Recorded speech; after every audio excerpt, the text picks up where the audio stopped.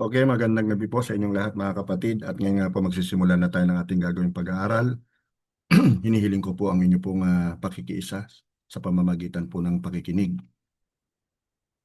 Kapag ang mga tao po ay pumunta sa church, alam niyo po ba na tatlong bagay ang madalas po nilang maalala?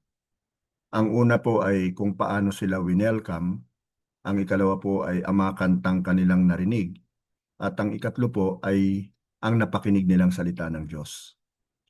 Bago pa po magsimula ang sermon, meron na pong naipangaral na mensahe sa pamamagitan po ng ngiti, pakikipagkamay, mainit na pagbati o pag-aabot po ng tulong. Kaya napakahalaga po ng ministry ng pag-a-usher. Ang ushers po ay hindi lamang nakatalaga para magbukas ng pinto at maghatid po sa mga tao sa kanila pong upuan. Ang mga ushers po ay mga lingkod ng mabuting pakikitungo, kapayapaan, kaayusan, at pag-ibig. Tumutulong po sila na ihanda ang kapaligiran upang ang mga puso po ay maging handa na sumamba po sa Diyos. So ang pamagat po ng pag-aaralan natin ngayon ay Characteristics of a Faithful and Excellent Usher. Doon po sa Book of Romans chapter 15 verse 7 sa ESV nakasulat po, Therefore, welcome one another as Christ has welcomed you for the glory of God. So, tandaan po natin to, a faithful usher and an excellent usher welcomes everyone. Huwag po nating kalilimutan na winelcome po ni Jesus ang mga makasalanan, kabilang na po tayo doon. Mga biguan, mga nagdurusa, mga nagdadalamhati, at mga outcast po o mga nasa laylayan po ng lipunan. Now bilang kanya pong mga lingkod, tayo ay kanyang tinawag para tularan po ang kanyang mga halimbawa. Again, basahin po natin yung nakasulat sa Romans 15:7. Therefore, welcome one another as Christ has welcomed you for the glory of God. As Christ has welcomed you. Tayo po'y tinanggap ni Jesus. Tayo po'y kanyang winelcome. Wala pong pinipili ang pag-ibig po ni Jesus. Nakangiti at mainit niya pong tayo ay tinanggap. At nakangiti at mainit nating batiin ang bawat dinadala po ng Diyos sa kanyang bahay panambahan. Huwag po tayong magpakita ng favoritism. Kung maalala nyo, ilang beses na po natin itong natatalakay. Ano po? I-welcome ang mayaman o mahirap, bago o matagal nang dumadalo, bata o matanda. Hayaan po nating maramdaman ng bawat isa na sila po'y kabilang sa pamilya ng Diyos. Tandaan po natin na bawat taong pumapasok po sa church ay mahalaga po sa Diyos. Kaya sila po ay ating i-welcome ng meron pong pagpapahalaga. Now, a faithful and excellent usher encourages every heart. Doon naman po sa Book of Hebrews chapter 10, verse 24 hanggang sa 25, nakasulat naman po, Let us think of ways to motivate or to encourage one another to acts of love and good works. And let us not neglect our meeting together, as some people do, but encourage one another, especially now that the day of His return is drawing near. Ang simple pong ngiti ay makapagbibigay po ng lakas sa isa pong taong nawawalan na ng pag-asa. Piliin po at gamitin po natin yung tamang salita, makapagbigay ng pag-asa at makapagpapalakas po ng loob at pananampalataya po ng atin pong kapwa. Punta na po tayo sa third point, a faithful and excellent usher leads by example. Nakasulat po sa 1 Timothy chapter 4 verse 12 ang ganito.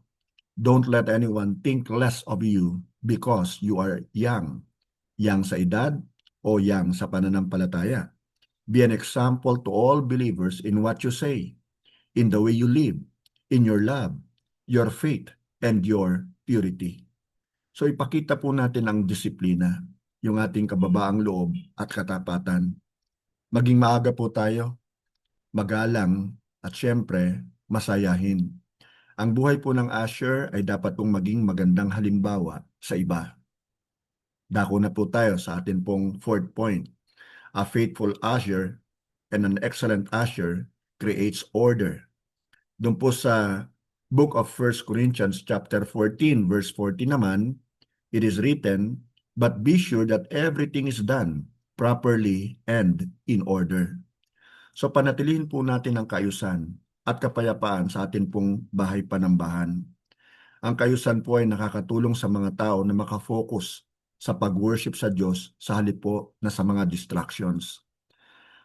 Point number 5, a faithful and excellent usher offers compassion. Sa Book of Colossians chapter 3 verse 12 nakasulat po, therefore, as God's chosen people, holy and dearly loved, clothe yourselves with compassion, kindness, humility, gentleness, and patience. Mga kapatid, dagdagan po natin ng patience sa mga bata, sa mga senior na kagaya ko, sa mga bisita, at sa mga may special po na pangangailangan. Maglingkod po tayo ng merong compassion, kagaya po ni Jesus.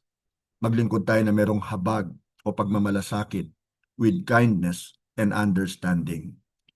Let's go to point number 6. A faithful and excellent usher ministers with excellence. Sa Book of Colossians chapter 3 verse 23, atin pong mababasa, whatever you do, work at it with all your heart, as working for the Lord, not for human masters. So maglingkod po tayo ng buong puso. At syempre, dapat meron pong kagalakan. Isaisip po natin na hindi lang tao ang atin pong pinaglilingkuran, kundi ang ating Panginoong Diyos. Ang excellence po sa ating paglilingkod ay nagbibigay po ng kaluwalhatian at karangalan sa Diyos. And lastly, a faithful and excellent usher exalts God. Doon naman po sa Book of Matthew chapter 5 verse 16, sinabi po ni Jesus, in the same way, let your light shine before others, that they may see your good deeds and glorify your Father in heaven. So wag na wag po nating hangarin at hanapin ang papuri o approval ng tao. Yan po ang naging pagkakamali ni Lucifer. Nung kanya po talagang hinanap yung papuri na gusto niya maging kapantay pa ang Diyos o higtan pa ang Diyos, siya po ay naging si Satanas at siya po ay pinalayas sa heaven. Forever na po yun. Ang layunin po ng ating paglilingkod ay maitaas ang pangalan po ng ating Panginoong Hesus. Now, ang isa pong tulay ay hindi po nagpapapansin yan para siya po ay maitaas at maparangalan. Ang talinging layunin lang po ng tulay ay tulungan po ang mga tao na makarating po ng ligtas sa kanila pong pupuntahan. Anong point? Ang usher po ay tulad ng isang tulay. Ang ministeryo ay hindi tungkol sa pagiging sikat o popular, kundi sa pagtulong po sa mga tao na lumayo sa mga distractions o abala sa buhay at pumasok sa presence ng Diyos. Ang mga tapat po na usher ang nagpapadali at nagkokondisyon para sa iba na sumamba po at magpuri sa ating Diyos na buhay. Tandaan po natin itong mabuti. Ang isang simpleng ngiti, magandang salita, o tulong ay maaaring magbago ng araw ng isang tao. Sa pamamagitan po ng iyong tapat na paglilingkod, ginagamit ka ng Diyos upang lumambot ang kanilang mga puso bago pa man may pangaral ang kanyang salita.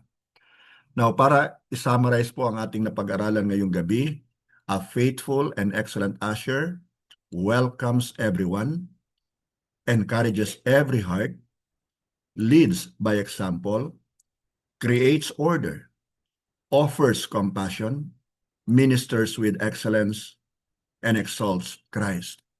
Yung mga first letters po ng words na yan, actually, ay acronym po ng salitang welcome. Kaya maging faithful po tayo at excellent usher po ng bahay panambahan ng ating Panginoon.